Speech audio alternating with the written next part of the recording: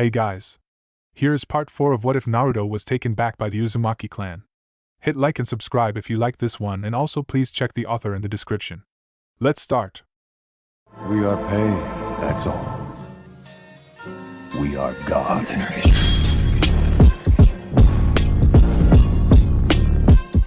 Chapter 21, Setsu's Flaw. Kanehagakur. Chaos. That's the obvious description on what's happening in the village. Unbeknownst to both attackers and defenders, the telecast was still ongoing, as it was already hacked by the Uzumaki techs and could not be turned off by the leaf. And so the viewers all around the elemental nations were watching a war on television, only this time it was live and was actually happening. There wasn't anyone acting. People were really dying.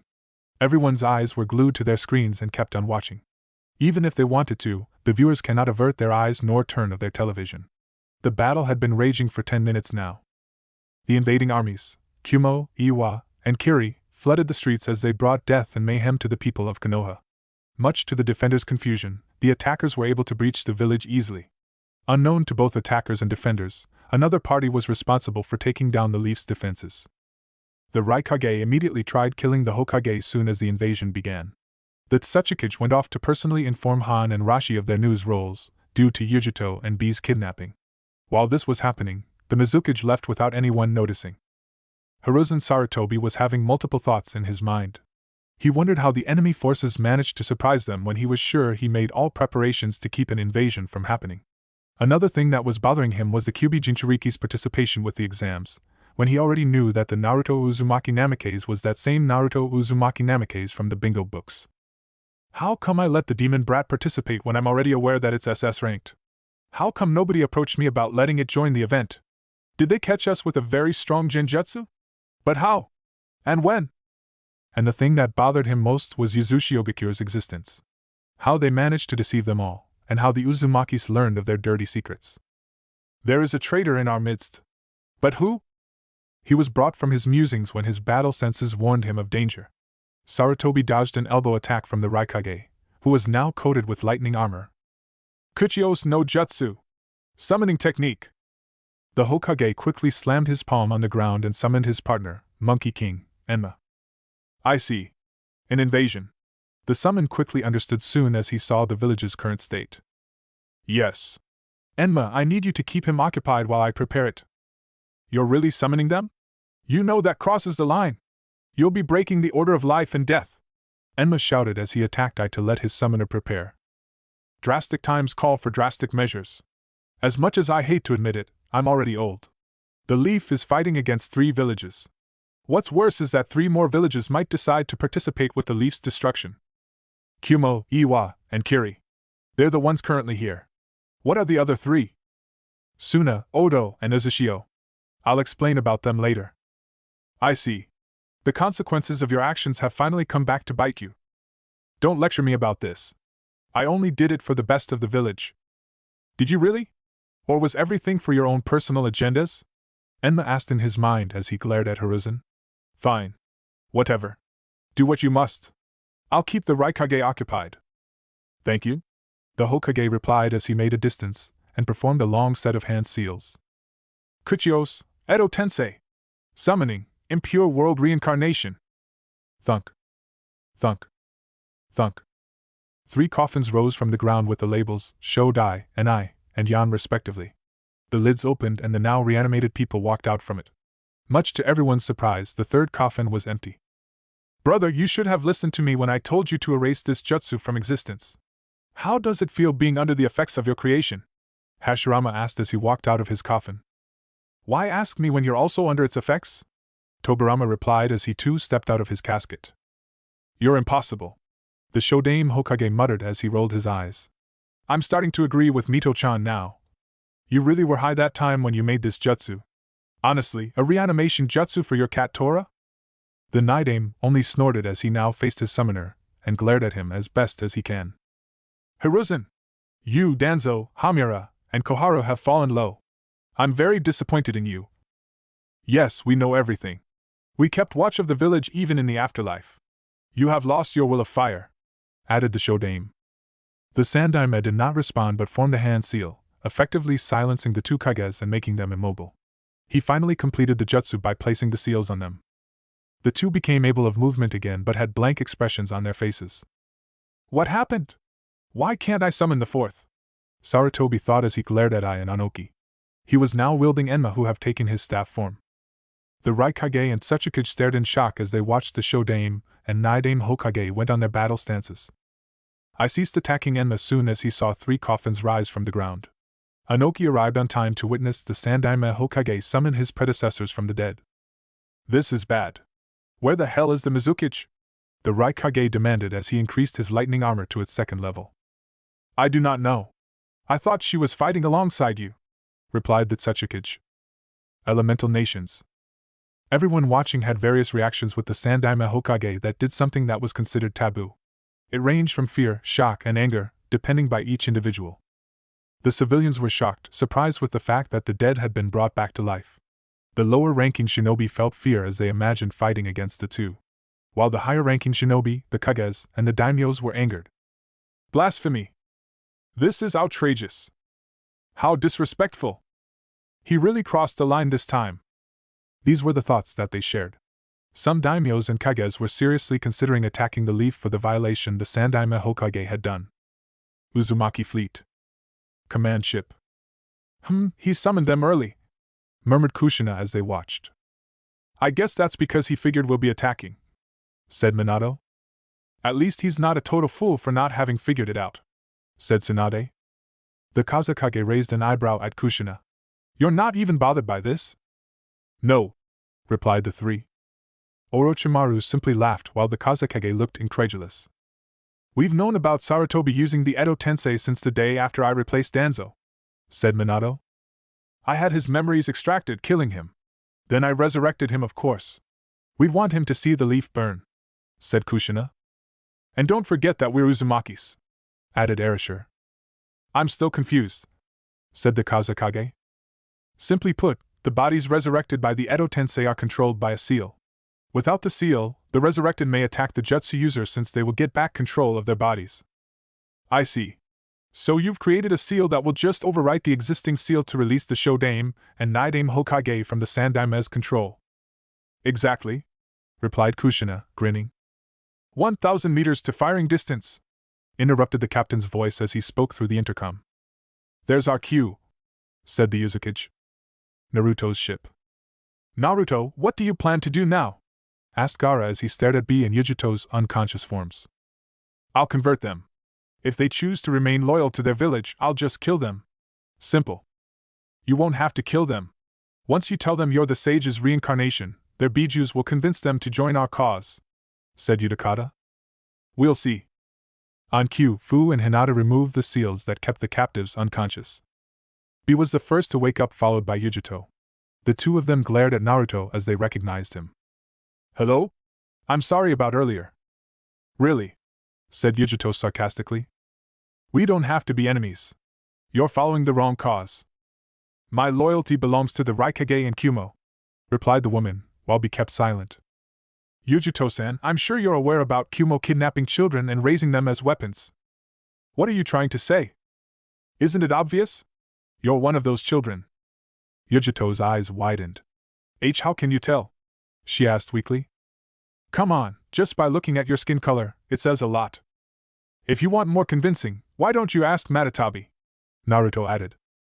How does he know my name? Bijus aren't allowed to tell humans their names. They can only tell it to their own hosts. The demon cat wondered. You're wondering why I know, muttered Naruto. Gyuki, are you listening too? Gyuki's listening, yeah? Said B. Very well. I'm not that good at talking, you see. So I'll just... trailed off Naruto as he activated his Rinnegan. My Rinnegan haven't achieved its final form yet. But the old man told me it will soon. Anyway, to sum it up, I'm the reincarnation of the sage. Naruto ignored Yujito and B's gasps and continued. To back up my claim, you and your Biju can talk to the sage himself. He shall be the one to explain everything about me and the Uzumaki clan. Naruto sat down and offered his hands. B immediately accepted while Yujito was skeptical. My hands are clean, you know. I haven't touched anything filthy or poisonous. And no. There are no seals either. I'm not going to harm you, I'm simply bringing you to my mindscape. Inside the mindscape, B and Yujito were expecting to see a sewer, Instead, the mindscape looked like paradise. Unknown to them, Naruto simply copied the appearance of the sacred island where he and the others trained to become perfect Jinchurikis. It looks like the giant turtles, muttered B. Gyuki appeared behind him. Indeed, B. However, this is bigger. This island was meant for the 9 Jinchurikis to train simultaneously.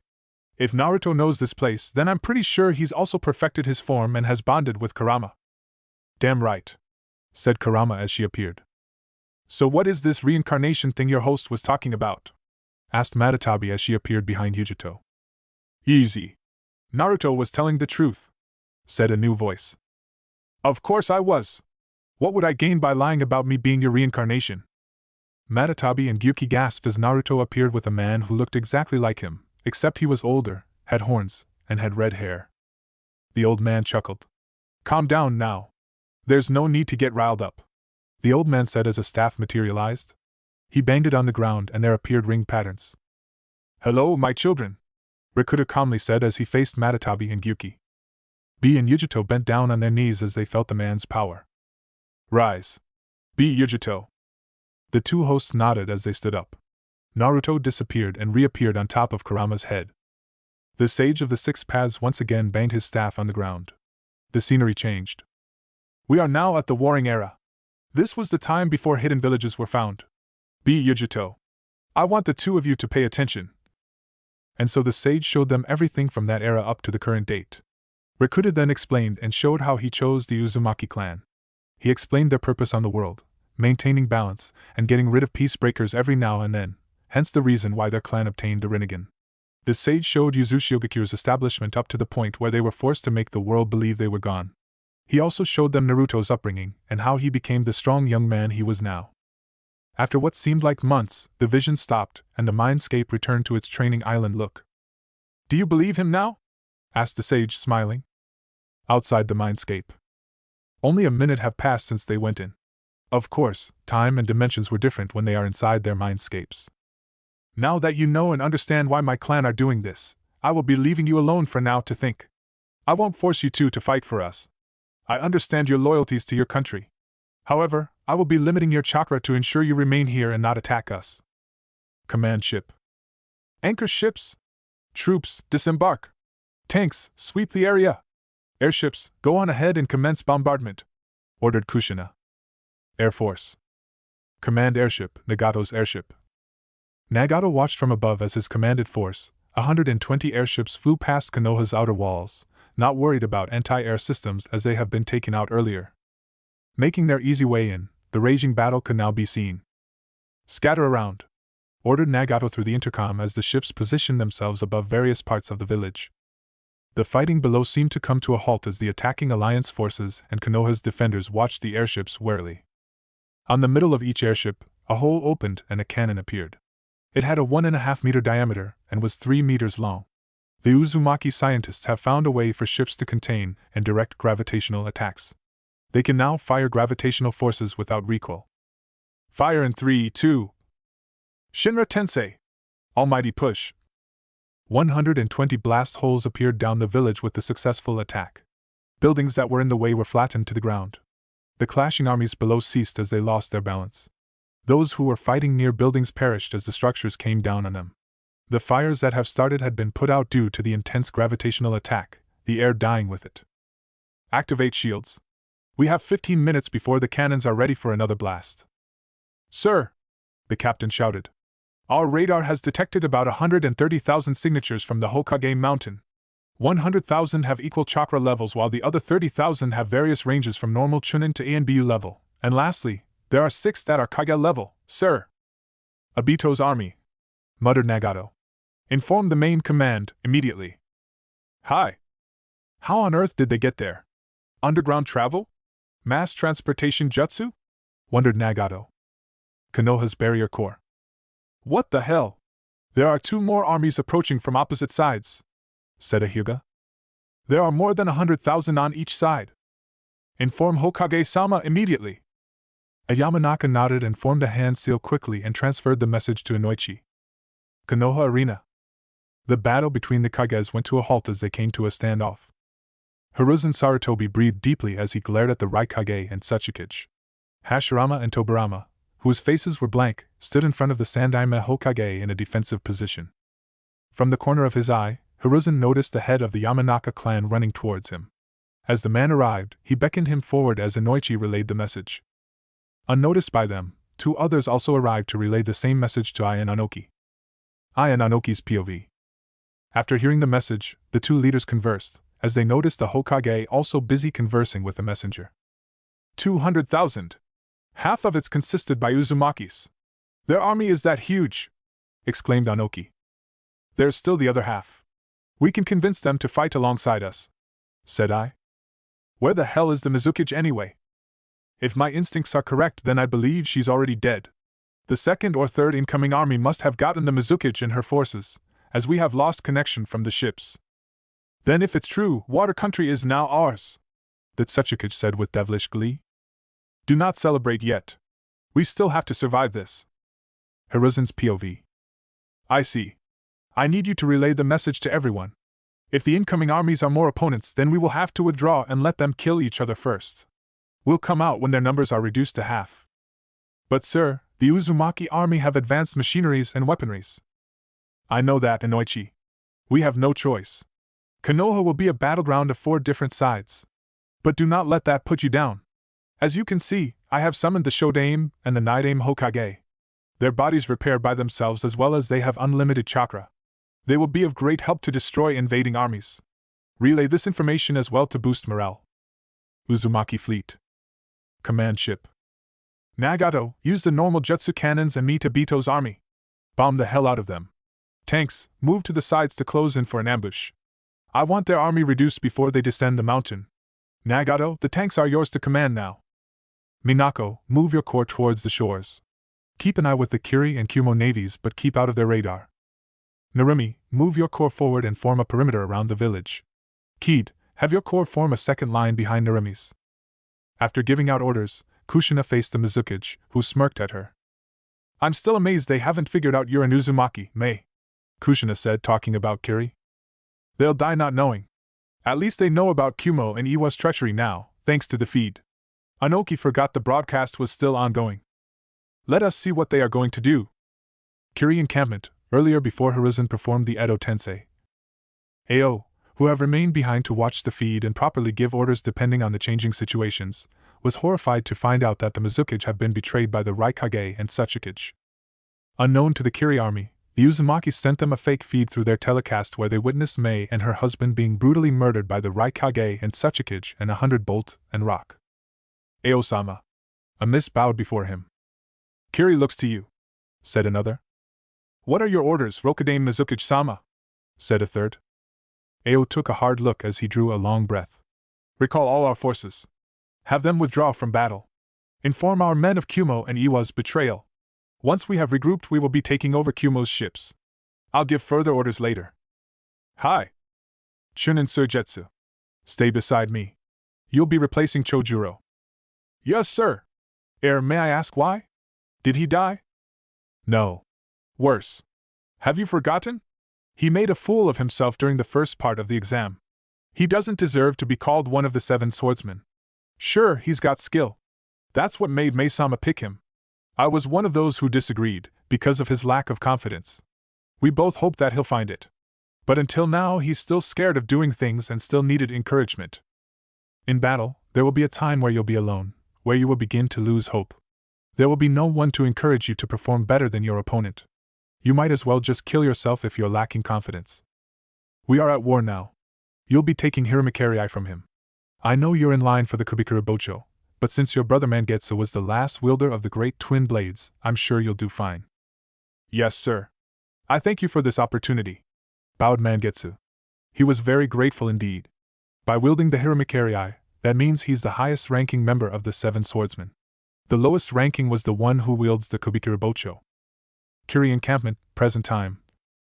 Now that you're all here, I would like to remind everyone that we are now at war with not just Konoha, but Kumo and Iwa as well. We have been betrayed by them. They brutally killed our Godaime Mizukage as well as Rikudo-sama. Our first course of action will be to take over Kumo's ships. Thankfully, we've only lost about 100 men during the initial invasion. We will kill all Kumo Nin guarding the ships and hijack it to merge with ours. So here's what we're going to do: kill the Kumo Nins guarding the ships, take over the ships and merge it with our fleet. Under any circumstances we are to avoid the Uzumaki Nins. They've come to destroy the Leaf as well. We do not want them turning their attention to us. They have advanced weaponry, and we have no means of fighting them at the moment. I'll give further orders once the task is done. Let's move! Shouted Ao. Hi! Uzumaki Fleet. Command ship. Movement. There's movement with the Kiri army.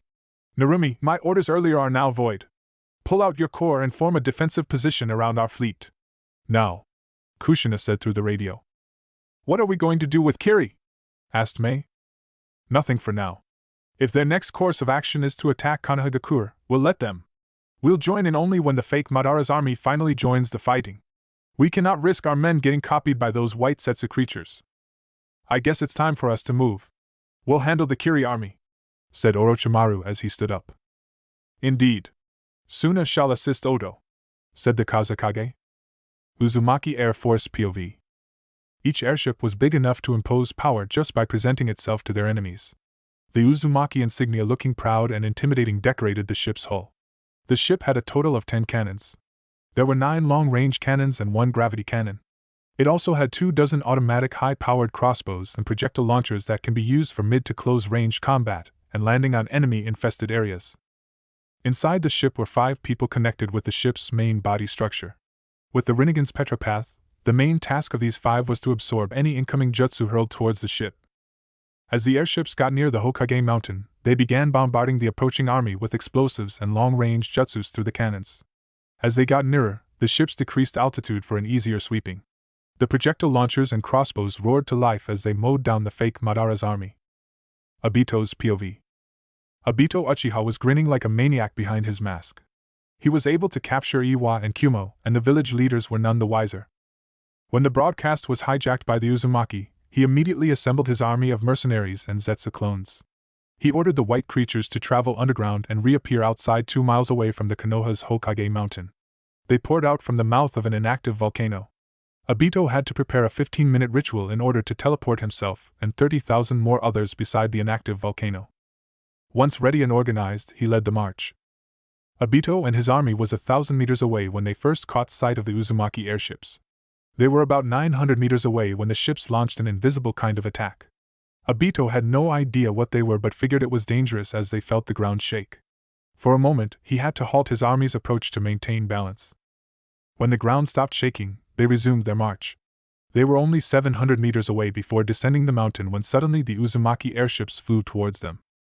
He ignored the flying machines and told his army to do so, thinking they were only flying past to encircle the island and launch a second wave of attack. He was wrong. As the first ship reached past the Hokage heads, its cannons trained towards them and opened fire. Obito calmly told his army to avoid being hit while returning fire. However, he became alarmed when the jutsus thrown by Kisame and Kakuzu were simply absorbed by the ships and kept on coming.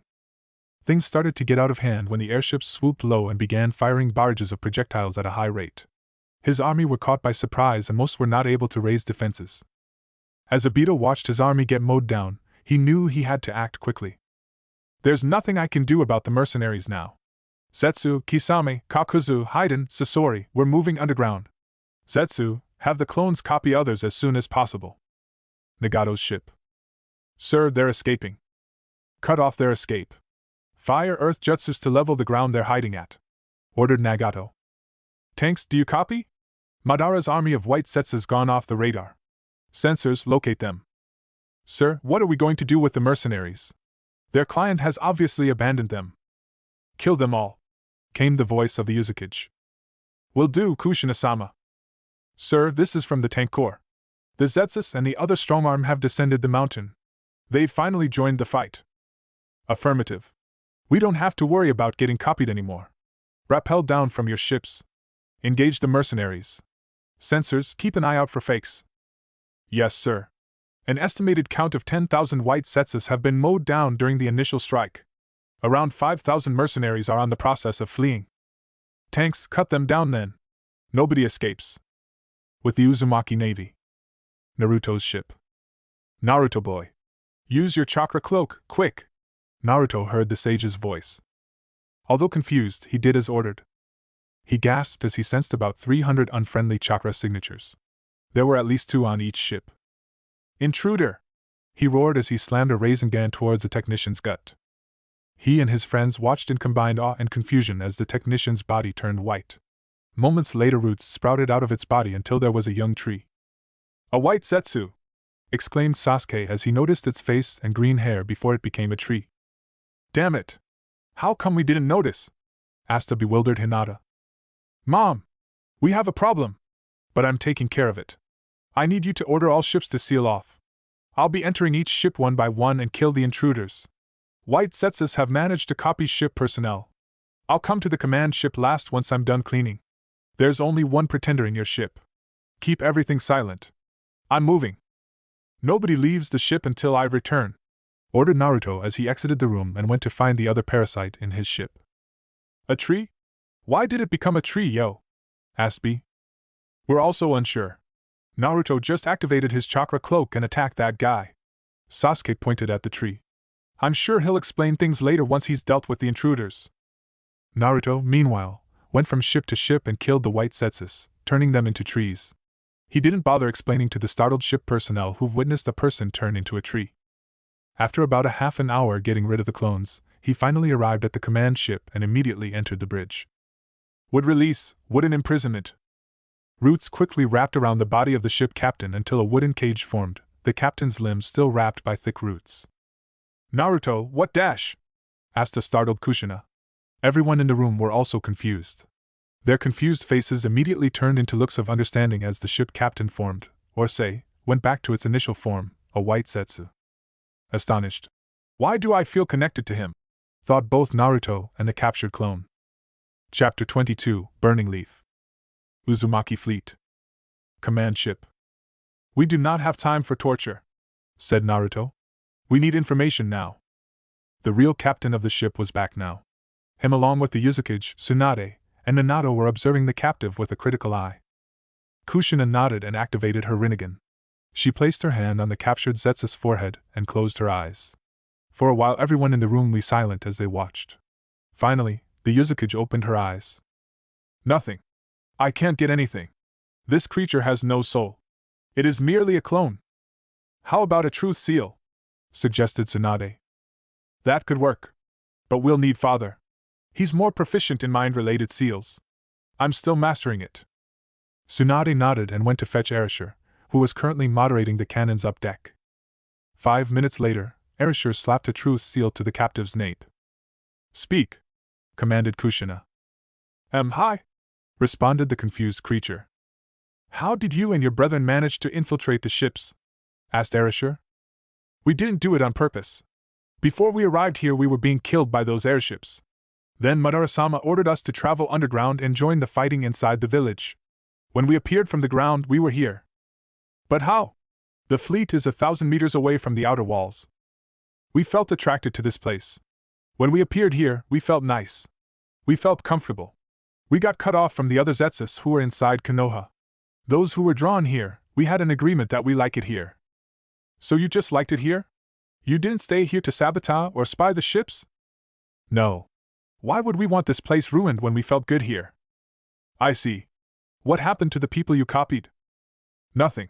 We didn't do anything harmful to them.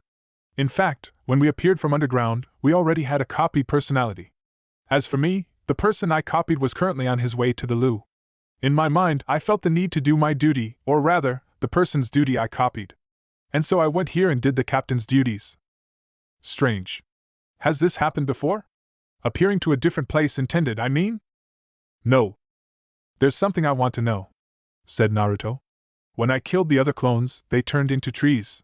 Why? Do you have Mokutan? Asked the Zetsu clone. I do. That's it then. We got attracted here because of you. You've probably visited the other ships we appeared at. Anyway, I believe the reason why we turn into trees when you kill us is because of our DNA. Madara-sama, the real Madara, took some flesh from the corpse of Hashirama. We clones are made from that DNA. Our bodies are technically made of Mokutan cells. Interesting, muttered Erasure. If you are done interrogating me, I must return to my captain duties, said the clone blankly, much to the amusement of the others in the room. Mother, Grandma, Grandpa, I have a theory in mind. I'll need your summoned chameleons to observe the battlefield. At first I'll stay on one area and cast a Mokotan Jutsu. Observe the Zetsus. After an hour, I'll make clones and station them around the battlefield to cast Mokotan again. My theory is this. The Zetsus on the area where I did Mokotan becomes a literal clone of the person they copied. Their mindsets change and work for the same side of the one they copied. Take this one we captured for example, he now thinks he's the captain of the ship. If those in the battlefield act the same, then we may have gotten an easier way of distinguishing enemies, allies, and pretenders. If my theory is correct, then the Zetsus will fight for Kumo and Iiwa. We'll just have to kill them all in the end. We only have to make sure that the whole Zetsu army copies an enemy nin before we finally clash against them. Kiri encampment. Rokudame Mizuka Jo's plan was successful. The Kiri army managed to kill the guarding Kumo nins on the ship. They now have control of Kumo's ships. I want 15,000 of you to form a perimeter around our encampment, while the remaining will man the ships. We're bombarding Konoha from here, shouted Ao. Yeah, cheered the army. Inside Konoha. With the leaf. Where the hell is Danzo? Hiruzen thought angrily. Inoichi, we're pulling back. Here's the location of the root base. It can house up to 50,000. We'll be safe down there. Relayed the message. We'll let Kumo, Iiwa, Kiri, Uzushio, and the other army kill each other off for now. We'll resurface later when their numbers have dwindled. Hi. Kumo Iwa Alliance. Raikage-sama. Tsuchikage-sama. The forces that came from the mountainside are confirmed to be reinforcements. Screened by a confused Kumo sensor nin, he was running towards the two Kages. Behind him was another scout from Iwa. Indeed. They're wearing Kumo and Iwa uniforms, said the other. Unknown to the two village leaders, these two were in fact Zetsu clones, who believed themselves as scouts now. What? How is that possible? Shouted I. I don't understand, Raikage-sama, said the scout. The report earlier said there were 100,000 up the mountain. I believe there has been a mistake, said the other scout. Yes, a mistake. We only sensed about 10,000 coming from the mountain. Just then, another scout ran towards them. Raikage-sama! Tsuchikage-sama! We have confirmation that the Kiri forces have pulled out, said the newcomer. He noticed the two scouts before him and scratched his head. Hey! I thought you two were scouting at the mountain? What? We've been down here for 30 minutes already, said the Zetsu-turned-Kumo scout. Yeah, said the other. Oh. You must have used clones. Yeah, clones. All right, interrupted I. What is this thing from Kiri you were saying again? Yes, sir, all Kiri forces have pulled out. After following them to the outer walls, I watched them regroup at the docks. Incoming! The Iwa scout shouted, pointing at a cannonball crackling with lightning. I'll handle it, said Onoki, floating upwards and forming a cube. Particle-style ack. My back. It hurts. Lariat. Phew. Thank you, Raikage-sama. Sir, that one's from our ship's cannons, the scout said, recognizing the unique cannonball. Another nin came towards them running. Sir, the Kiri forces have taken our ships. We're already aware of that, replied I gruffly as a cannonball exploded a few meters beside them. The bombardment needs to be stopped, said Onoki. The Raikage nodded. Darui! Someone find Darui! Uzumaki command ship. Keyed. A brigade of Kumo and Iiwa Jounin combined are headed out to attack the Kiri encampment. Stop them. The Sand and Sound Army has to be kept secret until all forces storm Konoha at once. Minako and Narumi, join forces and activate the seals. The fake Madara, the Zetsu army, and the other 6 have joined the fray. Nobody escapes. We're moving in for the kill soon. Nagato status? Up the Hokage mountain. Wahahaha! You heathens should know art! Screamed Deidara in a distance. It's an explosion! This is true art, said Konan as she unleashed more papers and folded them into sharp objects, and applying wind-natured chakra, cutting a group of mercenaries. Yuhiko was hacking and slashing while chucking out explosive tags every now and then. Nagato pulled a mercenary that was trying to escape and pierced him using his arm that he transformed into a metal rod. We're almost done here, Yuzukage-sama. There are only less 300. Kiri encampment. Gwahahaha! Take that, you bloody traitors! The nin behind the cannons laughed in delight as they reloaded their cannons and blasted it to where the Kumo and Iiwa army were. Just then, the ones up the ship's watchtowers began to shout. "There are two armies approaching! Oto and Suna!" "Fire!" shouted the Kazekage and the Otokage in unison. The army behind them roared and hurled projectiles towards the Kiri encampment, destroying their lines into disorder. "Long-ranged attacks, now!" ordered Raza. "Wind style, wind-cutting blades!" "Now!" said Orochimaru.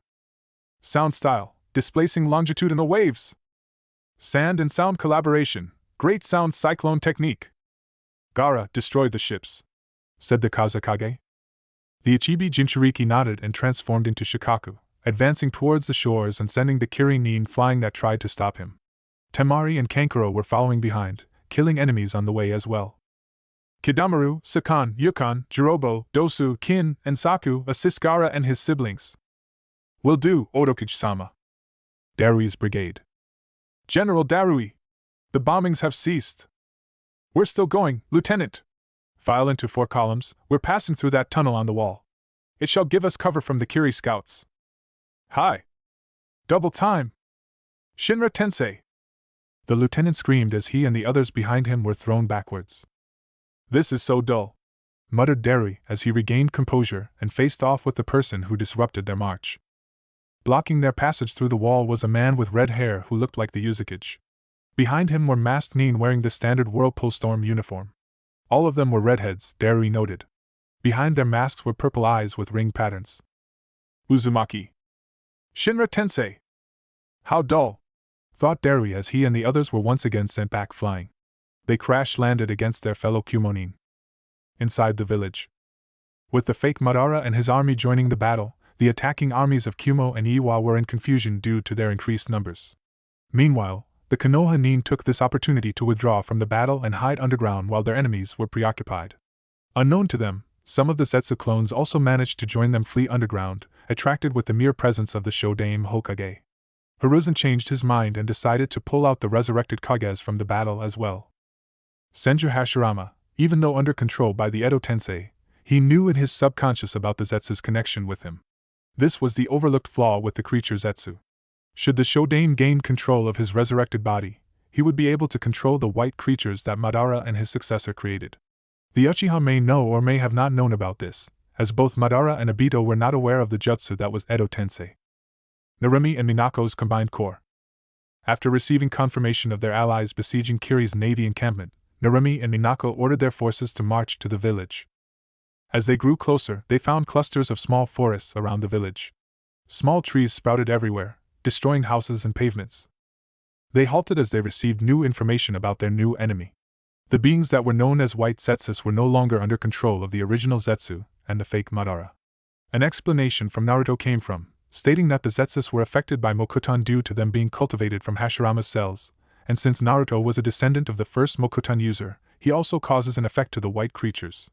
The final theory that they wanted to see was Hashirama completely controlling the Zetsus. Once they've taken care of the Kumo and Iwa armies, the higher-ups will be now focusing on releasing the Shodai and Nidaime Hokages from the Sandaime's control. With Suna, Oto and Kiri. "What is this? Why are you attacking us?" demanded Ao as he called a wave of water to intercept the Kazekage's own golden sand wave. "Mist are enemies with Whirlpool, while the sand are allied with Uzushio Gakure. And by extension, Kirigakure is also the enemy of Sunagakure," replied Raza simply. "Damn right. The same applies with sound.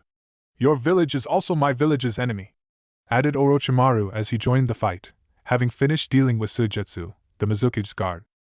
Both Kazekage and Mizukage called forth another huge wave of water and sand. As the waves crashed against each other, the area became flooded with heavy mist coated with sand particles. All fighting around them ceased as everyone had to take cover to protect their eyes. While everyone was distracted, a huge arm of sand grabbed both Kages. Orochimaru recognized the Shikaku's partial transformation and saw Gaara and his siblings at the chest part of the monster. He followed as the sand demon turned its feet into waves of sand and flew away from the battle. By the time the Sunanin recovered and managed to blow the sand and mist with wind jutsus, the spot where the Kages were was now clear. The three armies were confused for a moment before they heard an explosion and felt the rumble of the ground about a few kilometers away. Glancing at the distance, they saw the Ichibi Jinchuriki completely transform into Shikaku. They then understood that the Kages went away so they could go all out without harming their allies. With a war cry from Kimimaro Kagaya of the sound, the Otonins unleashed another wave of sound jutsu, disorienting the Kirin that were close. The battle recommenced. With Gaara and siblings. Otokage-sama, please deal with the Mizukage while me and my siblings fight our beloved father, said Gaara. Orochimaru quickly understood and summoned Manda, starting his battle against the Mizukage, who was still looking at Gaara confounded. What is the meaning of this? Demanded Raza. We're only returning the love you provided us, father, replied Temari. Or rather, the lack of love you gave, added Kankuro. I know it was you who sent assassins after me when I was younger. I interrogated dear Uncle Yashimaru. He is now dead. You'll be following him soon. Sabaki Q. Back in Konoha. The Kumo and Kiri armies who were attacking earlier were now in the defense, as if protecting the leaf.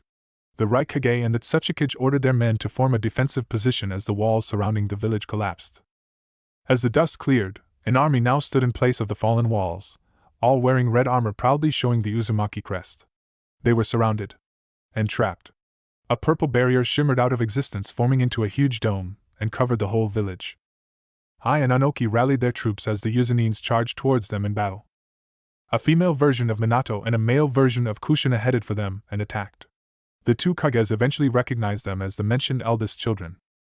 Narumi drew her sword and engaged the Raikage in a Kenjutsu against Taijutsu match, while her brother Minako slammed two giant Razengans at the old Tsuchikage's particle shield. Up the mountain. Ha! Art shall prevail! Deidara cackled as the final mercenary exploded in blood and gore. I think we're done here, said Yahiko. Yes. Time to go down, Nagato said as his commanded troops regrouped. I'll teach those Kumonin my art, as Iiwa will never understand and appreciate it. Hence my defection, Deidara solemnly swore. I'll teach them my art then, said Konan. Ah. The seals have been activated, Yahiko muttered as he watched the walls collapse, where moments later a purple transparent dome appeared over the village. You guys can blow things up to your heart's content inside the barrier. The outside won't be affected, informed Nagato. Ha! Yes! The heavens smile upon me. C2 Dragon! Deidara yelled triumphantly as he hopped on the hovering dragon clay and directed it down the mountain. He dive-bombed at a huge group of Iiwa ninjas who were gaping at him, apparently recognizing him. Katsu! You fuckers said my art was rubbish. Now tremble in awe and cry your hearts out as you experience divine judgment. C3. Muwahaha. Let's go, ordered Nagato as Deidara continued to blow up Iwanins. The army behind them yelled a war cry as they ran down the mountain. The airships once again went airborne and hooked a tank each and carried it down the village. I thought he said he's teaching the Kumonins instead, muttered Konan as paper wings formed on her back. With the Akatsuki? Deidara was having fun killing enemies when a group not too far from him suddenly died screaming. A tail that looked of a scorpion appeared and made to strike at the blonde. Deidara cackled madly as he avoided it and chucked C1 bombs at the tail. Unlike what you are proclaiming, this is true art. Behold, a performance of 100 puppets, a gruff voice said. Ah, Sasori my man, a fellow artist. We'll see whose art is better, Line. Meanwhile, Yahiko was staring at a man. Or is that a woman? In front of him who was wielding a three-bladed scythe. You will be a fine sacrifice for Jashin-sama, screamed Haiden passionately. Just what the hell are you? I, Haiden, am the priest and chosen of Jashin-sama. Prepare to die. Ah, so you're a male then, concluded Yahiko. You heathen! How dare you call me how dare you mistake me as not a man? I never said you weren't, muttered Yahiko as he prepared for battle. You fucking pisco. How dare you? Lying. Hawa! I can't sense the others. What the hell is happening? Quiet, you! But dash! I said quiet. There's an Uzunin in front of us. Oh no! So you're Zetsu, said Konan. The white creature dramatically spun as he exclaimed. Hala! Die! Ordered Konan. Lying. Tuna, observed Nagato. I'm a shark, damn it! A fucking shark! Screamed Kisame indignantly. Kid versus Therui. The two generals have been fighting for a good 30 minutes now. They were only slightly winded and was trading bursts of A-rank elemental attacks while going into a taijutsu combat every now and then. For Dari, though, he was beginning to feel troubled as he kept on moving to avoid his opponent's jutsus, who seemed like he was merely throwing kunai with such ease. Ki didn't bother moving away as he simply absorbed the attacks and recycled the chakra to throw back another jutsu at the Kumonin. Gale style, laser circus. He really absorbed it. I thought I was imagining things. How dull. Darui thought as he drew his sword and made a forward slash at his enemy. I'll have you know, Kumagakure prides itself for its kenjutsu. We are the masters of the art. Used to. Corrected Kid as he drew his own katana. While the Uzumaki are natural fuinjutsu masters, we have drilled ourselves into kenjutsu as well. Prepare yourself. How dull, muttered Darui as his opponent easily parried his attack. Kenjutsu art, Uzumaki style, water waltz. Kid arched his sword in a whipping motion and Darui watched mesmerized as the katana shimmered with water twirling around it. First step. Kid moved forward and did a rising slash at his opponent. Darui quickly concentrated and coated his own sword with lightning chakra and jumped backwards after deflecting the blow. He was sure the attack didn't reach him but felt blood dripping on his right sword arm. Second step. The Uzumaki made a horizontal slash to the right. Darui's jump earlier made some distance from his opponent, and was surprised when the water swirling around the sword shot towards him like a whip and caught his waist. Third step. The Storm Commander made a downward slash this time, while his opponent tried to severe the water whip. Darui was pulled towards him. Fourth step. Kid finished the waltz as he did a horizontal slash to the left. His katana seemed to expand as it cut its target. Darui managed to raise his sword to keep himself from getting cut. However, the Kumo general's sword was cut like butter while the Uzushio general's katana passed through his chest. Now that wasn't so dull. A fatal attack, was Darui's final words as he fell from battle. With Sound 4 and Team Dosu. As a reward for graduating the Uzumaki Academy course, the group used the gift Orochimaru bestowed upon them. The Sound Nin slaughtered their opponents with ease with their Sound Mark activated combined with the natural skills they honed from Whirlpool. Activating Stage 2 of the Sound Mark, the Sound Nin inspired awe and fear upon their enemies. The Kiri Nin were helpless as they had no idea how to defend themselves from attacks in the form of sound. Kimimaro, whose terminal disease just got treated, looked magnificent and frightening at the same time with his Sound Mark. The Snake Sannin gave it to him a week after Tsunade healed his supposedly incurable illness. Gray-black and obsidian-black bones were sprouting from his body unlike the natural white. Enhanced by the mark, the bones were bigger, stronger, and sharper. His appearance made him look like he was wearing a leafless pine tree as armor. Orochimaru vs. Ao. Youngsters these days are so disrespectful, sighed Ao as watched the Kazekage defend himself from his children. Back in my days dash. Orochimaru interrupted him and immediately engaged him in battle. He hopped off from Manda and proceeded to coordinate attacks with his summon. They fought on for 10 minutes, while Orochimaru's actually was only testing the waters. He thought Ao somehow deserved his position as Mizukage due to his speed. However, he was only fast in taijutsu, while Orochimaru was faster and was also good at wide-ranged attacks. Back in my days dash. Quit your reminiscing, your days are over, said Orochimaru as Manda lunged at the Mizukage. Ao easily dodged the strike and glared at his opponent. Grabbing his eye patch, he took it off and threw it at the ground. You can't catch me, for I have this. Byakugan. If there's anything I hate the most, began Orochimaru as he dismissed Manda and flashed into hand seals. It's people who steal Kekkei Genkai. Kuchios, Yamada no Orochi. There was a huge puff of smoke, and when it cleared, an 8-headed serpent towered over the Mizukage. The Otokage stood on top on one of the heads with his arms folded. This one's a thief, Orochimaru told the great serpent. I see. A dojutsu, eh? One of the heads muttered as the other striked. Ao's unwounded eye widened as he hastily went back to his senses and avoided the serpent heads. He is showing the same speed he used to take down the Hyuga whose eye he have taken for himself. Please don't play with him. There are still 5 armies waiting to be crushed. My men along with the Sand are taking on Kiri while Whirlpool is dealing with Kumo, Iwa, and Madara's army. As for Konoha, they've decided to hide underground while the battle raged on. I'm sure you'd like to have your share of killing those leaf scum. There was a huge blast that they immediately recognized as a tailed beast bomb. Orochi didn't respond to Orochimaru as he took the Baijidama, a form of competition, and glared at Ao. 8 heads reared back and breathed green flames towards the Mizukage's direction. Temari, Kankuro, and Gaara vs. Raza. Normally, it would seem impossible for a Kazekage to be on the defensive against 3 Chunin. However, these Chunin were taught and trained from Uzushio Gakure. The battle had been raging for 10 minutes now, and Raza was still defending. The tanuki was throwing wave after waves of sand at him. He would use his golden sand to fight it off but found it difficult. Temari threw A-rank jutsus while Kankuro had a dozen puppets all firing poisonous projectiles at him. The last time he knew, the one-tailed demon thrashed around wildly when transformed. Temari could only do C-rank jutsus, and Kankuro only had 3 puppets. Now, it was different. Temari moved gracefully with her new war fan, while Kankuro controlled the puppets with ease. The Shikaku's attacks were controlled, and he was coordinating attacks with Temari and Kankuro.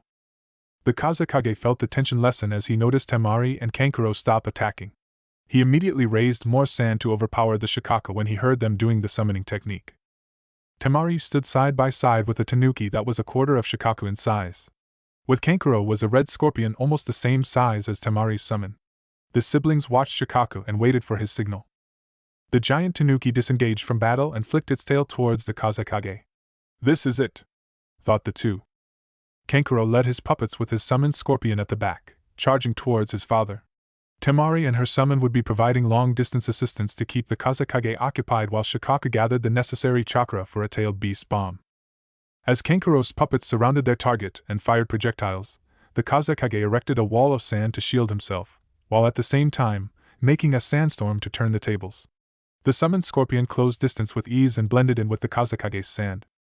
Temari sent howling blasts of air to disrupt her father's defense while her summoned tanuki created a swirling mist of sand to hide the Shikaku from view until it was ready to attack. Raza was feeling both angry and proud at the same time.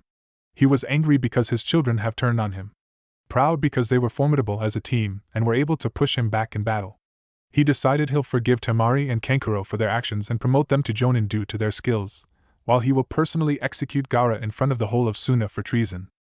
Just then, Raza noticed something was amiss. He remembered Temari's summon. What is it doing now? The Kazekage released his sand shield and waved his arms to make the sandstorm stronger. Kankuro's puppets were blown away due to the strong wind. His tension lessened at having eliminated the things that could poison him. Just then, he felt a stinging sensation on his right forearm and saw a scorpion tail amidst the hail of sand. Just as it appeared, it vanished fast and blended in with the sand. Damn it, I got careless, thought the Kazekage. He felt a sense of doom when his right hand felt numb. He felt the numbness creep up until he couldn't feel his entire arm. In his panic, he didn't anticipate another strike and got stung by the left ankle. His control over the sandstorm slipped away as his limbs became paralyzed. His sandstorm died and once again he was able to see his surroundings properly. He noticed a small storm of sand obscuring his view of something tall and wide. On the corner of his eye he noticed the puppets withdrew and the scorpion scuttled back to Kankuro. Goodbye, father, he heard Temari whisper coldly. The small sandstorm stopped and crept towards Temari and Kankuro, forming into a huge ball with them inside. The way clear, he could now see what the sand was hiding. There was a huge purple ball hovering by the Shikaku's head. Raza closed his eyes as he admitted defeat. His body was paralyzed. Even if he could move and protect himself, he will only waste chakra as the demon could simply blast him with a second ball. Shikaku aimed at the Kazekage and released a ball of dark purple energy. By Jadama! When the explosion cleared, there was only a huge crater. Gaara, who was inside the Shikaku's head, extended his senses and looked for the Kazekage. There was none. He's dead. Let's go, Gaara said with the voice of Shikaku. Temari and Kankuro dismissed their summons and climbed the giant tanuki's head. The Shikaku walked towards the battle area of Orochimaru and Ao. There was an 8-headed serpent and flames everywhere. The Otokage was standing on one of the heads. The Mizukage nowhere to be seen. The Mizukage killed the Kazekage by mist acid jutsu. Inform Baki just in case they look for the body, said Gaara, while the Shikaku laughed manically. Orochimaru smirked in understanding. Very well. You 3 are needed at the command ship to receive your next mission. With Sand and Sound Army. Kaboom! What was that? A sound Chunin wondered aloud. That, my friend, was the Shikaku's Bijudama, replied a Sand Jounin. The Mizukage's done for. The others who have also recognized it grinned. Let's finish his army then. Yeah! With a renewed vigor, the 2 armies attacked the Kirin with more ferocity.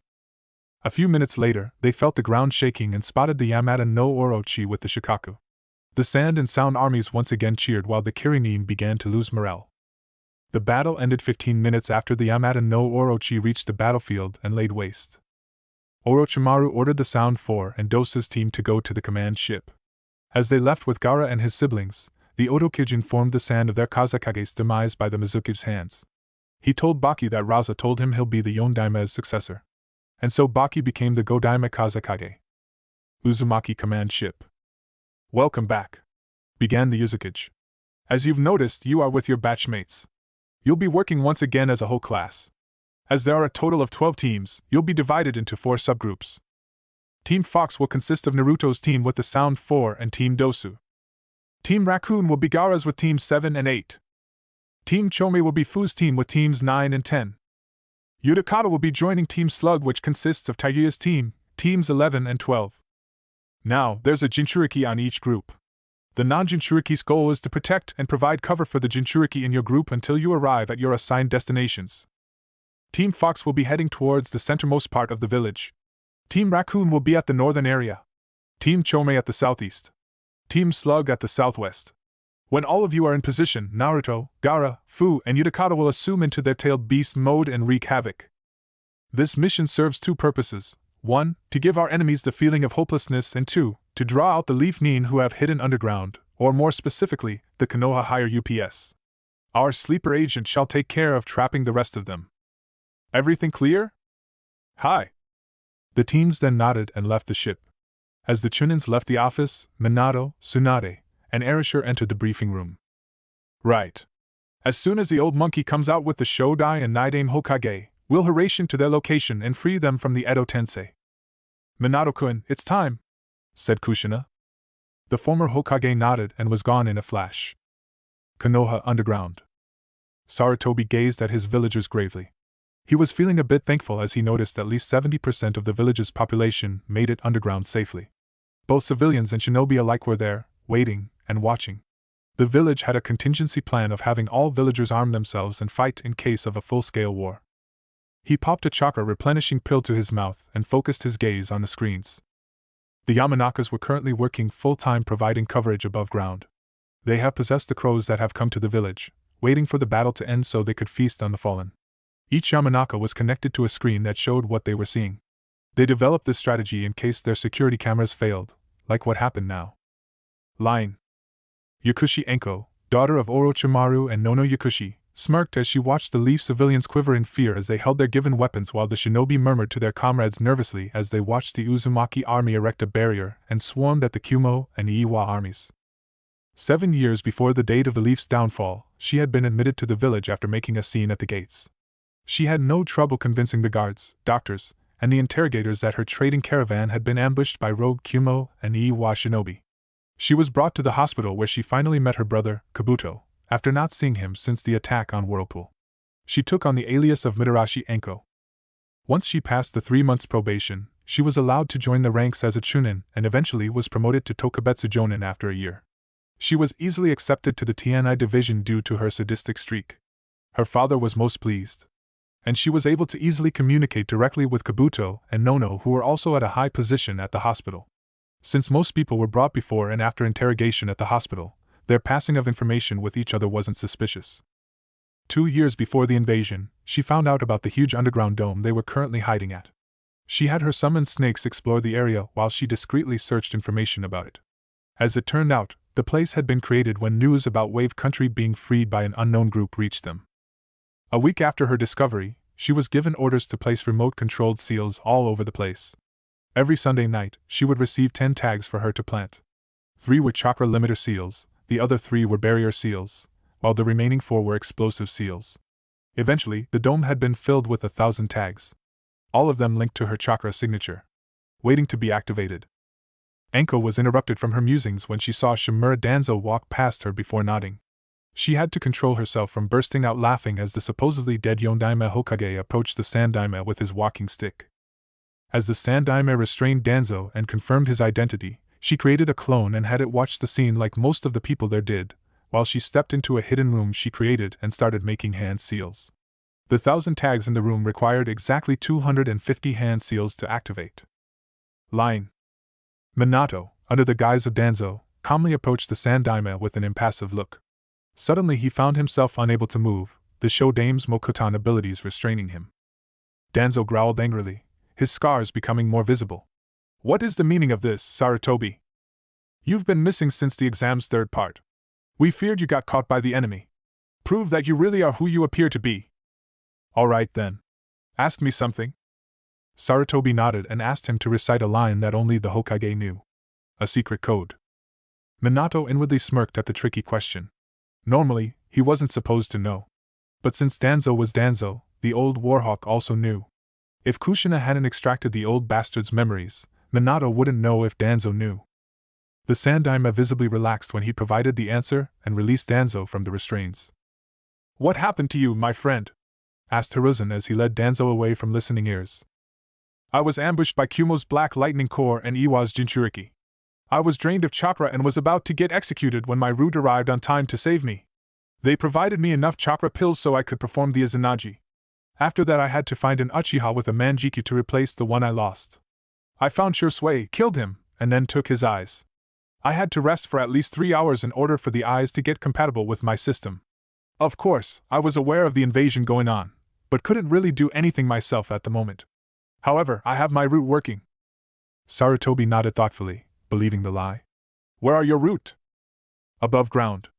They're carefully hidden and are waiting for further orders. We're going to fight once they've reduced, yes? Of course. We'll crush them all for daring attack the leaf.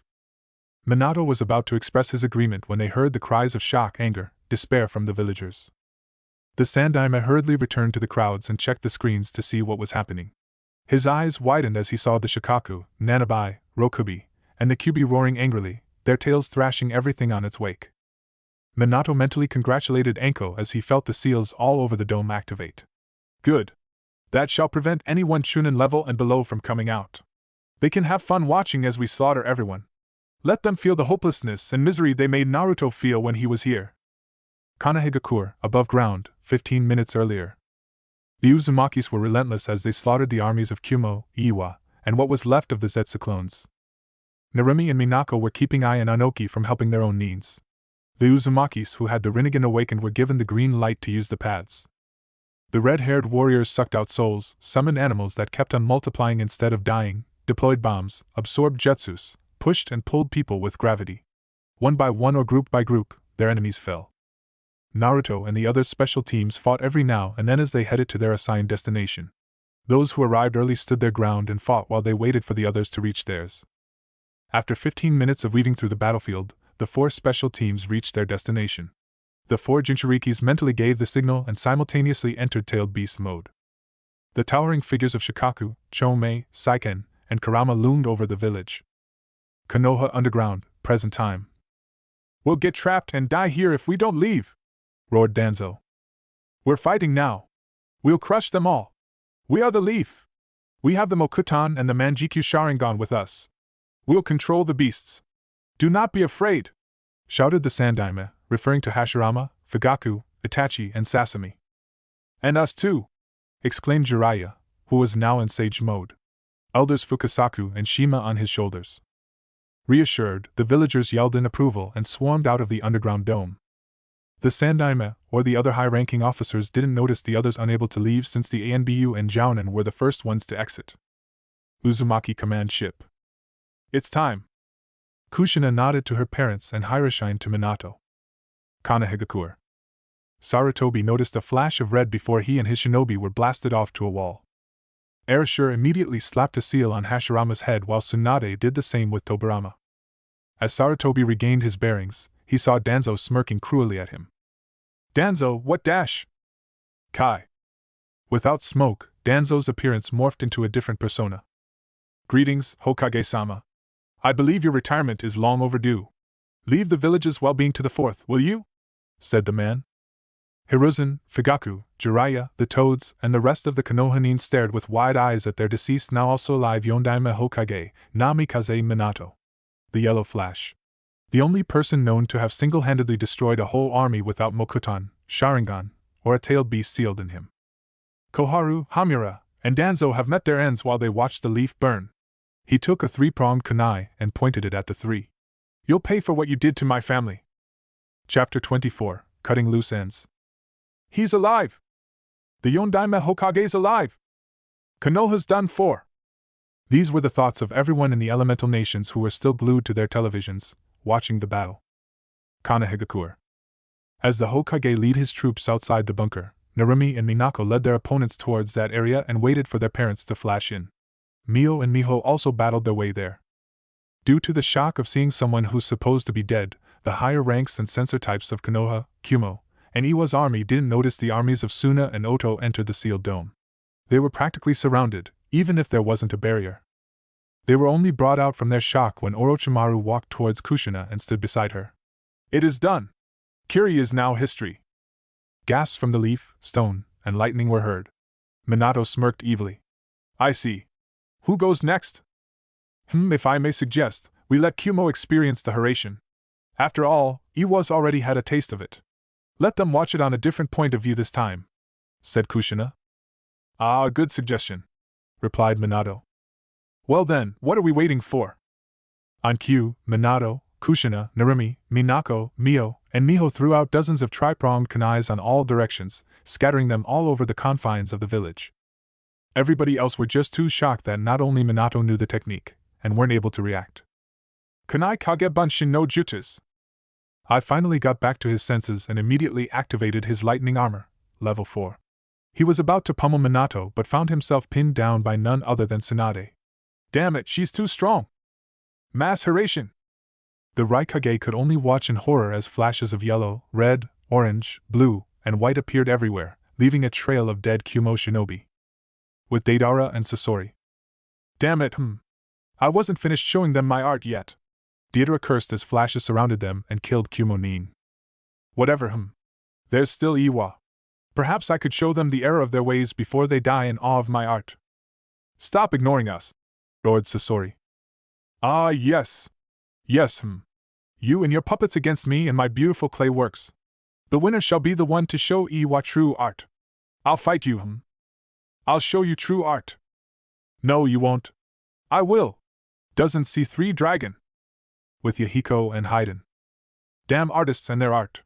Grunted Yahiko as he overheard Deidara and Sasori's proclamations while he avoided Haiden's scythe. I know, right? They've been spouting about their art ever since we started fighting. Why are you agreeing with me? It doesn't matter. You'll be a great offering to Jashin-sama. Ah, yes. You and your Jashin. You've also been spouting that ever since we started fighting. Dai! The Jashinist yelled manically as he charged with his scythe raised. Yahiko stood ground and calmly withdrew several scrolls from his vest. I may not be an Uzumaki, but I'm proficient enough with explosive seals. After all, I was the first person to have taught Naruto fuinjutsu. He chucked the bombs towards the charging Haiden, who merely swiped them away with his scythe. He still got hit by some of the explosion, but to Yahiko's astonishment, the priest didn't bleed. Small chunks of flesh and skin were blown away, while the Jashinist pressed on, undeterred. Muwahaha! Haiden laughed hysterically as he neared Yahiko and brought down his weapon. Yahiko jumped away to avoid getting sliced. Shit! Shit! Shit! So he really is zombie? The fucker's not bleeding. Repent now! Muwahaha! With Konan and Black Zetsu. I'm not a man of words. So let's skip the talking and proceed to murdering each other. You're a woman. And I'm a plant. We're no man of words. Whatever. Win style, 4-point paper star. Nagato vs. Kisame. That's sort of his supplies and chakra. So, no ninjutsu. I can't also allow him to get close to other people or he'll absorb their chakra. I wonder what happens if I tried senjutsu? I'm going to kill you! I'm not a tuna. I'm a shark. He's still hurt from being called a tuna. I guess I should rile him up further and allow him to throw jutsus until he runs low of chakra. Water release, water bullet technique. Gakido, Petra Path. Kisame had no clue what happened. So he sent another jutsu. Water release, exploding water colliding wave. Gakido, Petra Path. You're absorbing my technique. So you're like me, eh? I need to draw him out more. Come, little tuna. Ra! Kisame then slammed his palm on a small puddle that formed. Water style, rainwater shark wave. I see what you're doing. You're isolating our battle. You're making a mistake. Okay, good. He's not thinking of absorbing others' chakra. Their game of cat and mouse continued until they reached the border of the sealed dome. You're done for! Water release. Great exploding water colliding wave. Water prison shark dance technique. Ah, damn it. Where's that water breathing pill? Ah, here it is. Blurg. Tastes like uncooked shark. I can hold this prison for up to 3 days. Can you hold your breath that long? Just then, Kisame noticed Nagato breathing calmly. What? Let's see who's faster underwater. Your shark form, or my modified water dancing technique. Kenjutsu art, Uzumaki style, underwater waltz. Back with the Kages. And no. My army. My people. I wailed for a moment before he quickly pulled himself together and punched Tsunade, who was pinning him down. Kushina immediately engaged Sarutobi once the slaughter of Kyumo ended. Minato then chose Jiraiya as his opponent. You monsters! Fugaku screamed, his eyes morphing into their Manjikyu form. Attack! His orders were followed by the Uchiha clan behind him, their Sharingan eyes blazing into life. We will not be outshone by them! Go! Screamed Hayashi Hyuga. Destroy these Uzumakis! An equal number of Uzumaki Storm and Jounins clashed against the red and white-eyed Nin of the Leaf. They were led by the former Uzukage, Erasure, whose eyes were now purple. It was a battle of dojutsu users. Orochimaru's POV. While the old leader of Iwa was still gaping horrified, Orochimaru nodded to his army as well as Baki, who in turn signaled to the Suna army. They then attacked the Iwa Nins, who were now low on morale, having just witnessed the whole army become destroyed in only a matter of minutes by the same jutsu that defeated them the last war. Obito's POV. Obito just fought anyone who stood in his way. His plans were now totally ruined. His mercenary army destroyed. The same could also be said with the Zetsu clones. White Zetsu was able to inform that the clone army were now unresponsive. Those were the last that he's heard from the plant man until he too stopped responding. Something else, or someone, was now controlling the White Zetsus. The only ones he had left were his generals and Black Zetsu, who were engaged on their own single battles. When he saw the purple-ringed eyes of the higher-ranking Whirlpool Nin, a new plan formed in his mind. There was a whole army of them. With the Rinnegan, he could do a lot more and faster. He was about to attack an unsuspecting Uzujounin, but his path was blocked by the now grown-up child he tried to murder years ago. You're not getting your filthy hands on the Rinnegan, Uchiha scum! Sandaime's POV. Never in his life would Hiruzen have imagined the Uchiha and the Hyuga fighting alongside. And yet they were. What's more, they were fighting against another clan with a dojutsu. More so, they were against an army of Rinnegan wielders. A thing that the Sandaime considered a myth. Right now, he was fighting one-on-one against these purple-eyed Nin's leader, Kushina Namikaze, who, of course, had the same eyes. His summon Enma left the scene the moment the Uzumaki's eyes turned into Rinnegans. So he was left to rely on his ninjutsu without the aid of his staff. With the Senju brothers, the Shodaime and Nidaime were given temporary time back to life. Hashirama, after being released from the Edo Tensei, felt his connection with the Zetsu clones. Having been briefed by Minako about the creatures, he gathered all to the docks and ordered them to copy his form. There were about 30,000 left. Tobarama stayed with his brother to observe the clones. Diffused clay bombs and broken puppets lay around, ranging a kilometer radius. The two self-proclaimed art masters were now down to their main and strongest weapons. Deidara was preparing to level their battleground using his new technique, the C5, a wide-range type of attack, where a clone of himself with 90% of his chakra will blow up.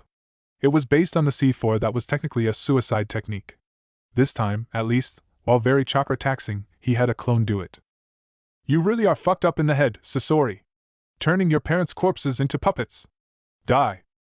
For someone who's about to join my collection, you're too talkative. That's because you're talking back, Kinjutsu, C5. You won't get me. These puppets are 10 times tougher than Hiriko. Ultimate protection, activate. Offensive attack, 1,000,000 poison metal particles. Deidara's clone charged towards Sasori. The puppets opened their mouths and released a dark mist towards Deidara.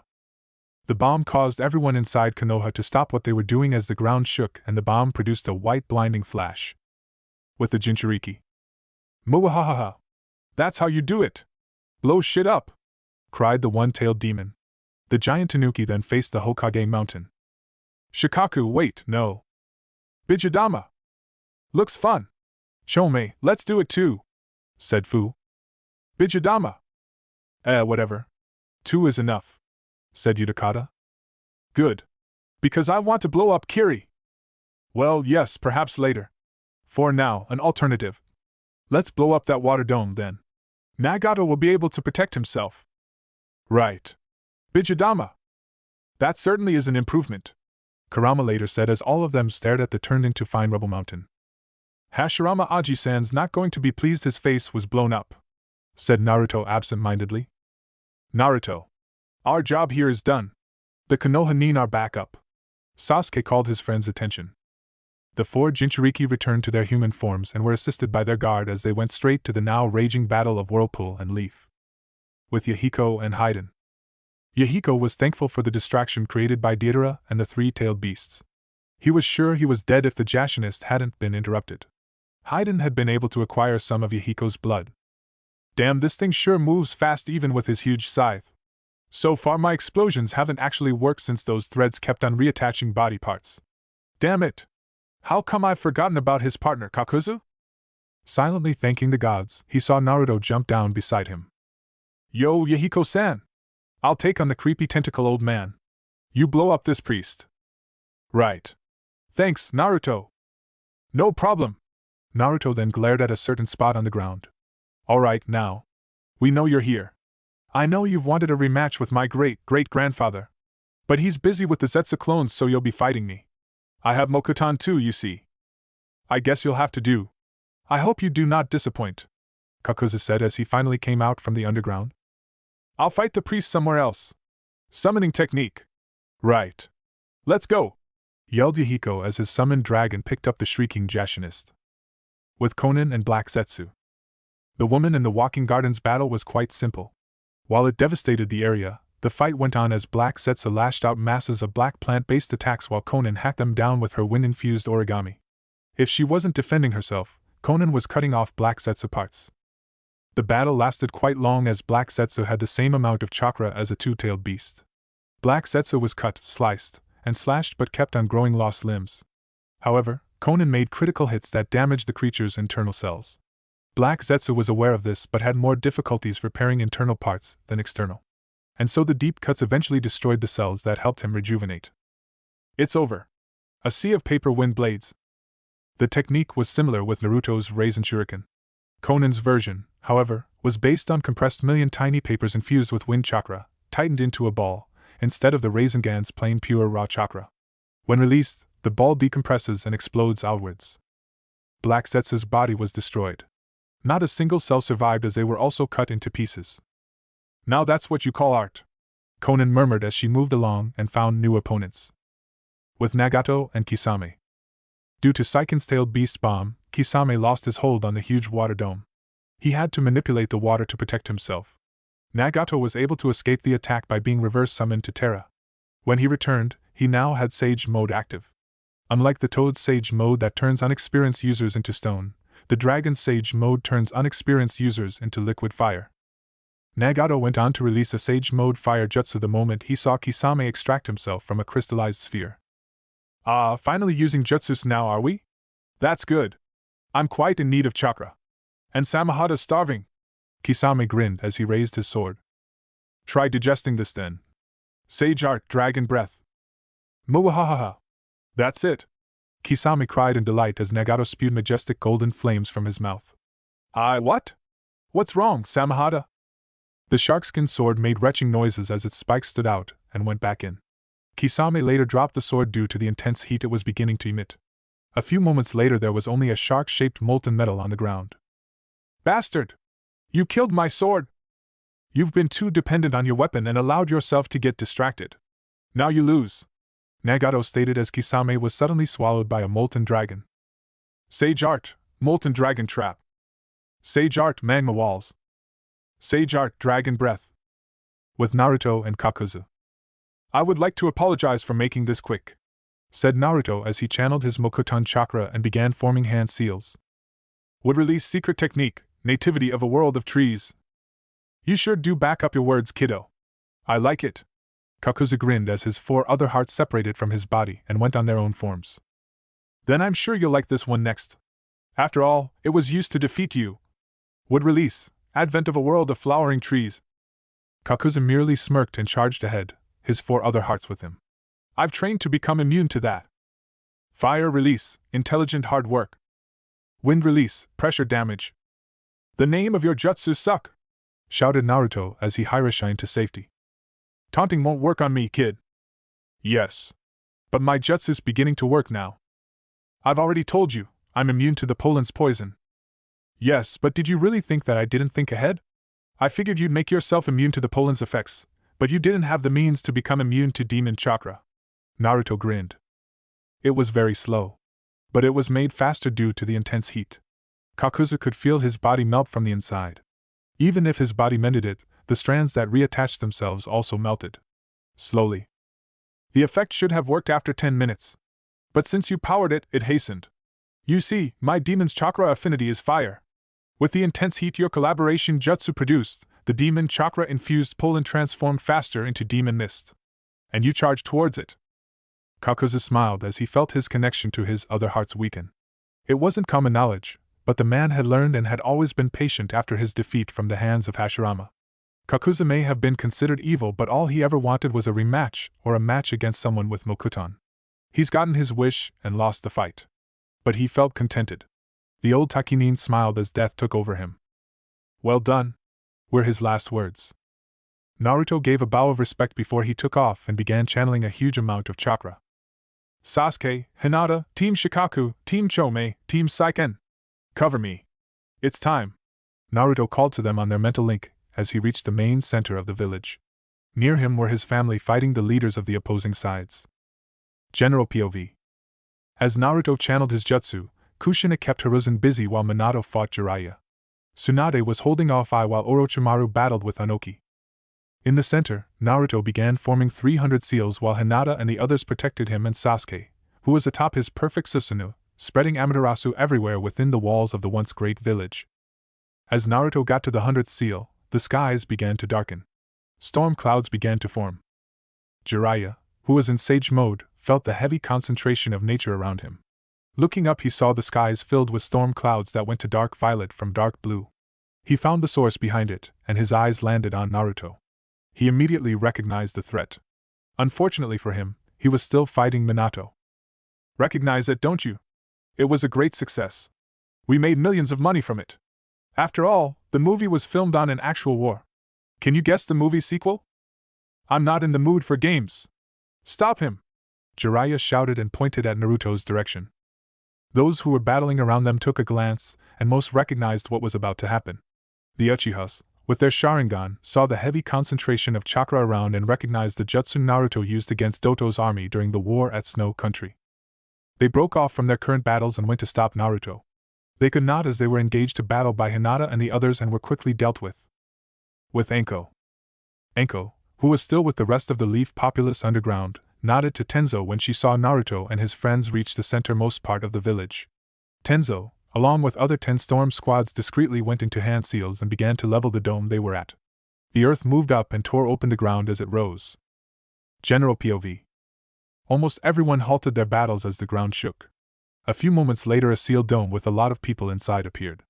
They were easily recognized as the people of Konoha. As it settled, the seals that held the people inside captive crumbled, allowing both entry and exit to the dome. Not soon after, the whole army of Uzushio, Suna, and Odo were just gone in a flash, taking Obito with them, bar one. There was only an eerie silence as Naruto reached the 300th seal and clamped his hands together. Storm release, Judgment Day. Chapter 24, Samsara. The Elemental Nations. The people who were watching the Chunin exams turn into actual war only heard crackles of lightning, howls of wind, and roars of fire. The screen on their televisions only showed orange, purple, and black flashes for 15 minutes. They were beyond terrified. When the storm finally died out, the screen showed a vast blackened wasteland. There were patches of earth here and there, but nobody would think there had been any kind of civilization before. And then they saw movement. As the camera zoomed in, they recognized Uzumaki Namikaze's Naruto. He was once again forming hand seals and were on it for a while. Finally, he finished and clasped his hands together.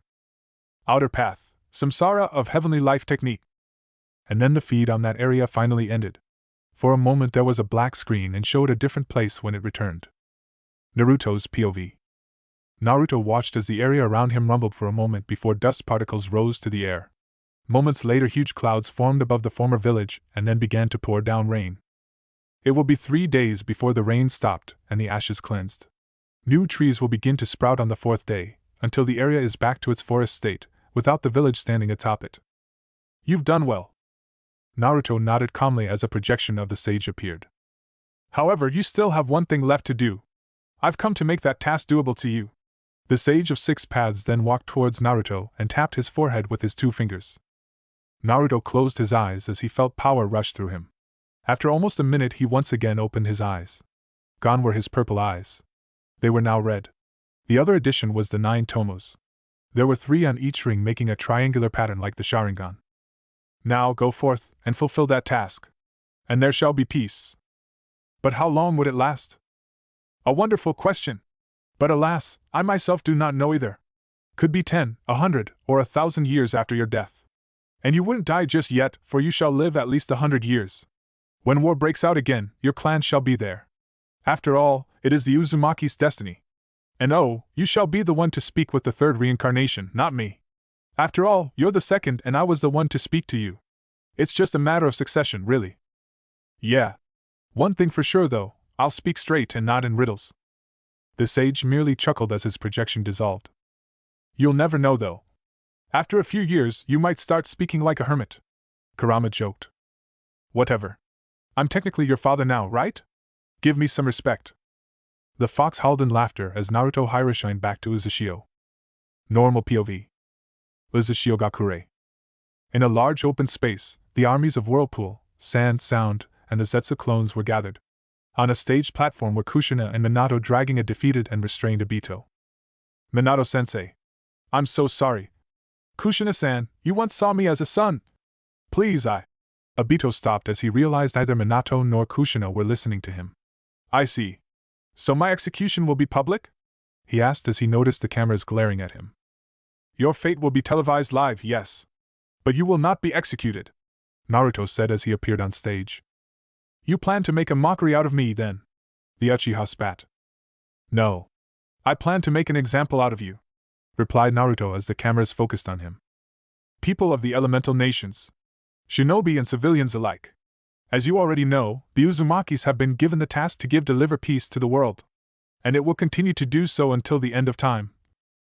Here, in front of you, is Obito Uchiha, a man who sought to destroy the great 5 nations by plunging them into war. I need not to elaborate all his deeds. But his actions have caused great and many deaths. I admit, yes, the Uzumaki clan have participated in the war too. Some of you may see it as an act of vengeance. Some will think we were simply doing our task. It's both. We have destroyed Konoha, Kiri, Kumo, and Iwa, while at the same time uniting a lot of smaller nations and making alliances. Black and white. Yin and yang. Light and dark. One cannot exist without the other. But there also has to be balance. This world has gone into 4 wars after the first sage's passing. And counting from that time to present, it has been too long. There has to be balance. Peace. This long war will end today. Naruto walked forward and placed his hands on Obito's head. I, Naruto of the Uzumaki clan, punish you, Obito Uchiha, for your crimes against the nature of balance. You should have died that day when the earth crushed you. But you didn't. You lived to create more chaos. Your punishment isn't death. You plan on enslaving and entrapping the world with your infinite moon eye plan. You shall then be placed in an undisclosed location while you view and experience all the pain and suffering everyone caused of your actions. Beginning with the time you unleashed the 9-tailed fox and almost murdered an infant. You will watch and experience these memories in an unending loop until old age consumes you. You will not be able to break it, because you will have no chakra. Obito's eyes widened in fear at the thought. You couldn't. You wouldn't. I can and I will, Naruto replied as his blue eyes changed into red-ringed ones. I am the second coming of the sage, he who brought the teachings of Nishu. And like him, I know how to take it away. But my chakra? My Sharingan. No, please. Stop. 7 paths, removal. Obito's cries of anguish were drowned out as he and Naruto became covered by white light. After a few moments the light died out. There was Obito lying on the stage with his mouth slightly agape, mumbling incoherent words. Naruto released his hold on the captive's head and nodded to Kid, who in turn nodded to a pair of Storm and dragged Obito away. This shall serve as a warning and a reminder to anyone who wishes to disrupt the balance that the Uzumakis are trying to achieve. It will be prudent if the elemental nations moved on forward in peace. The live feed finally ended as Naruto's eyes returned to normal. Time skip. 18 months later. Elemental Nations. After the short Fourth Shinobi War, the people of the Elemental Nations moved on. The citizens of Iwa and Kumo made a pact. The two former hidden villages were now simply two trading cities. As there were very few shinobi left when the Obito Uchiha's army invaded, there were only fresh graduates of Genin. However, the two cities no longer planned on pursuing to once again become a village for shinobi. There were still shinobi, but they now worked as police forces protecting the now trading cities. The civilians of Kirigakure have also made their peace with the Uzumaki. The former Mist village was now a part of the fourth city. Sunigakure remained a shinobi village and had good ties with the other shinobi factions, Spring and Sound. Sound Village relocated to where Kanehagakure formerly stood 6 months after its destruction. Uzushio-gakure continued to progress and advance. It produced machineries and weaponries. Some minor villages say they were preparing for war. They were true about it though, as it was the Uzumaki's obligation to keep the balance. While it won't be permanent, they expected the peace to last long the same as the time covered by the wars since the sage's death. One village, however, were bitter and were not willing to cooperate. Takigakure. Ever since the loss of their Jinchuriki and Hero's Water, the villagers were all feeling resentful towards the Uzumaki. They were convinced that they were right to treat Fu unfairly, as she was only their weapon. The village councilors convened 1 week after Konoha's destruction. What the Uzumakis didn't know, all clan heads and councilors have a leader's amount of Hero's Water each. They pooled it up together, and had their scientists work to reproduce it. Today is the day we attack the fourth city. We will show those Uzumaki scum Takigakure is not to be trifled with. Our scientists are successful at reproducing the Hero's Water as well as changing its effects. The drinker will no longer die after taking it. The drinker will only feel drained for a whole day instead. It's a lot better than dying, said the leader. Here's what we're going to do. Since our supply is enough for 3,000 individuals, we will attack thrice. On the first day we attack the former snow, now spring country, and recuperate there. On the third day, we invade the fourth city and cut the Uzumakis off. We attack the first city on the 7th day. The people of Takigakure all cheered after hearing the plan. Their cheers died out, however, when a calm yet loud voice interrupted. A good plan. However, I cannot allow that to happen. You plan to kill lots of innocents and civilians. You've been warned before. So I'm not going to talk you out of your plan. I am, however, giving a chance to those who are not into the plan. Naruto crossed his arms and began to float to the air. Those who wish peace and not want to attack, please step up. I give you my word I will protect you. You won't need to fear your fellow villagers. All the villagers grew silent and looked up at him. After a minute nobody stepped up. We're not following you, said one. We do not take orders from outsiders, said another. You claim to be the second sage? I call bullshit. For all we know, you could have used some trick to light up the stage and place some Uzumaki seal on that Uchiha, said the leader. Yeah. You're a fake, said another one. Go shove up your so-called peace up your arse, said another villager, causing everyone to laugh. I've no time for this, Naruto muttered to himself. Get on with it, Naruto. These people obviously have death wishes. Right you are, Kurama. So what you gonna do now, eh? Taunted the leader. There are 1,000 of us here and equipped with a bottle of the Hero's Water each. You're only one. Fucking shitheads, muttered Naruto. You're sounding like your cousin Tayuya. That's not fitting for a sage, snickered Kurama. Whatever. I'm done here. Tengai Shinsei. 6 months later. The 9 meteors that struck down the former Takigakure village was visible even from the highest towers in Lightning Village. After that incident all doubts regarding Naruto Uzumaki's being the sage's second coming was gone. Village civilian and shinobi alike have all come to a peaceful agreement. Sure, there were minor scuffles such as robberies or street fights, but not enough to cause an all-out war. It will be 100 years or more before another great war breaks out. However, there is a very small chance for it to happen sooner. Chapter 27, Epilogue. Epilogue. 10 years later. Uzushiogakure Hospital. Eaawea. You're doing great. A little more, Ayam-chan. Push. Kaiaawea. The small voice of the newborn crying was heard even from outside the operating room. Congratulations, Ayam-sama, Naruto-sama. A nurse greeted as she gently put down the bundle beside the mother. He has your hair, Naruto said. What would his name be? The nurse asked. Menma, replied Ayam and Naruto both. Naruto smiled down at his newborn son and first wife. Yes, first wife. It was unexpected but should have been expected by all. After all, Naruto was quite the charmer when he was younger. And he became more desirable as he aged. While Kushina and Tsunade despised perverts, they were accepting with the fact that Naruto ended up having 9 wives. At first, they thought that Naruto wasn't interested in females when he was still single 4 years ago. As it turned out, Naruto had feelings for Ayame, Hinata, Cheyenne, Karen, Yakumo, Temari, Kin, Koyuki, and Hataru, but was confused and did not know who he should choose. Little did Naruto know, the girls he liked have already made an agreement to themselves and didn't mind sharing him. And so there were 9 wedding celebrations. The order didn't base on who Naruto loved the most, but the girls agreed that he will marry them according to the time they met. As Ayame was the girl he met first, she became the first wife while Hataru was the 9th. Naruto's second child to Ayame was born today, while Hinata, Cheyenne, and Karen were 8, 6, and 2 months pregnant to their second child as well respectively. Naruto already have 1 child with Yakumo, Temari, Kin, Koyuki, and Hataru. Obviously there would be a huge celebration today for the successful and safe delivery of Ayame and birth of Menma Uzumaki, 10th child of the Uzumaki. Kushina stepped down and passed the mantle to Naruto 2 years ago. Ayame still helped her father at the restaurant. Ichiraku's grew more famous and now had a branch in the 4th city, former Wave Town. Hinata, Cheyenne, Karen, Yakumo, and Hataru trained in their free time and helped Naruto in his work. Temari served as the ambassadress between Sand and Whirlpool.